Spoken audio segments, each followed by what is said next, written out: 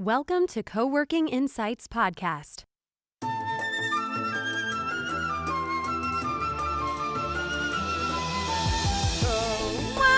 Insights. We're going to give you data in little bites. Hey everyone, welcome to episode 11 of the Coworking Insights podcast. I am your host, Madison Maidment, and I'm joined today by Kelly, our chief editor. Hey Maddie, great to be back on the podcast. Yeah, great to have you. So for this week's podcast, we wanted to weigh in on the many conversations that are happening about the future of work and what it will look like. Over the past month, our team has been surveying co-working space operators as well as the individuals who are in the workforce to see how people are navigating the world's largest work from home experiment.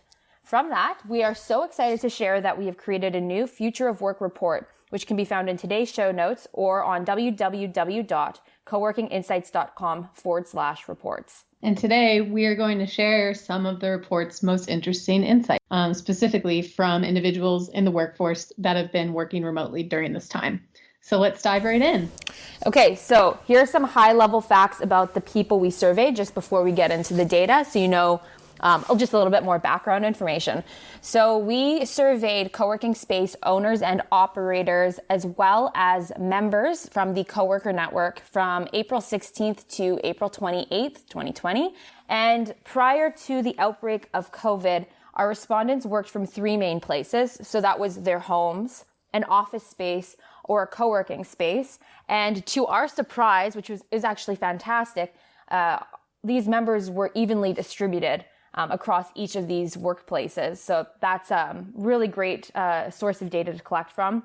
And then on top of it, we also had global representation from the people that we surveyed. Our top respondents were from the US, Canada, India, Spain, and Australia. So really great to see that global coverage. And yeah, I'll let Kelly dive into the data here. Okay, yeah. So with that background info on who we surveyed, let's look at some of the key findings. We first asked people to rate their experience of remote working out of 100, which returned a 77 average rating. And this kind of shows that most people do rank remote work quite highly, which we expected. And even more interestingly, respondents who were forced to try remote working for the very first time during the pandemic also found it to be a positive experience, rating remote work a 70 out of 100 on average.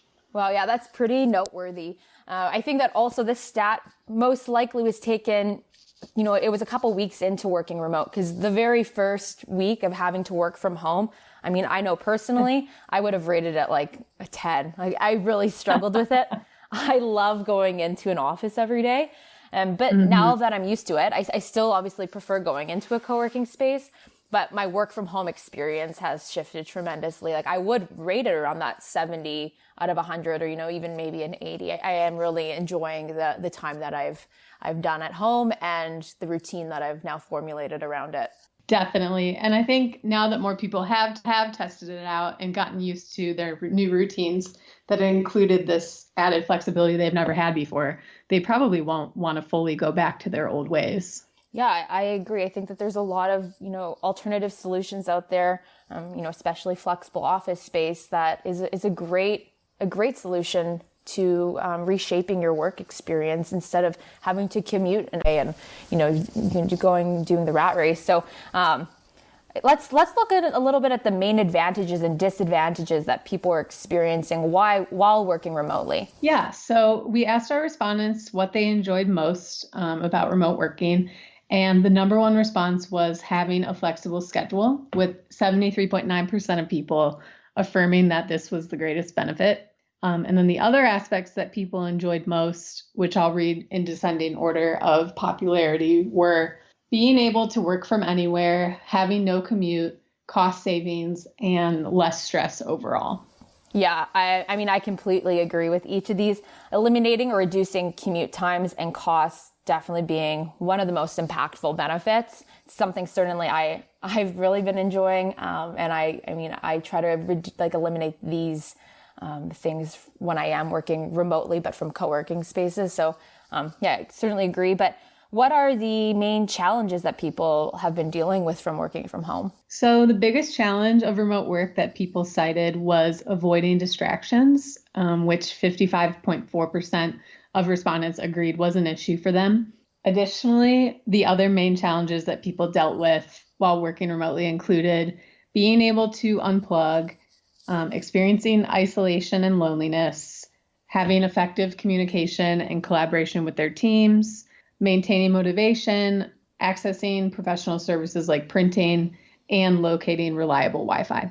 Yeah, I mean, I'm experiencing some of these challenges right now. I mean, even again, recording the podcast, Wi-Fi always seems to be an issue on podcast recording days. And then, yes, specifically feeling, being able to unplug and then dealing with those feelings of isolation. I'm a person who 100% thrives off the energy of others, which is why pre-COVID, even though I was able to work from home, I always chose to go into a co-working space. Right. But right now, we're in this strange situation where we're all basically forced to work from home. But let's talk a little more about what this means for the future of work itself, because this won't last forever.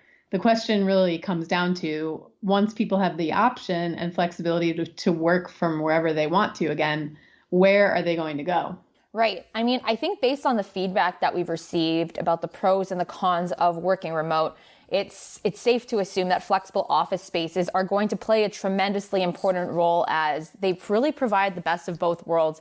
With co-working spaces being so accessible these days, they're basically like coffee shops. They're everywhere, and we're seeing them popping up in rural communities continuously, even through COVID. So this is really great for us to see, but they eliminate the many challenges that remote work or working from home can cause that were pointed out by a respondent, such as loneliness, access to printing and fast Wi-Fi, getting distracted by maybe your household chores or your kids in the house.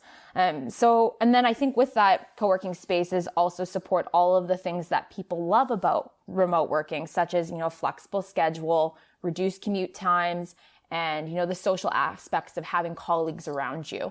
Exactly. And our survey data actually gave evidence to the fact that more people do plan on navigating to these types of flexible office spaces in the future, if and when remote work becomes more permanent and widespread.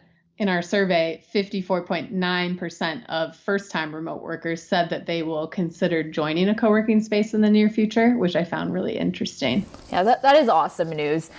People really never considered remote working before, not people in general, but just it wasn't an option for a lot of people, or people just were used to their old ways. So now that they see that there's these new options from both a personal standpoint and, from a large corporation standpoint, I think that this evidence that we see here suggests that the flexible office industry will definitely recover, and from there will grow significantly. It might take a couple of years for it to really, really pick up, but we know that large corporations are looking at flex office space as a part of their decentralization strategy.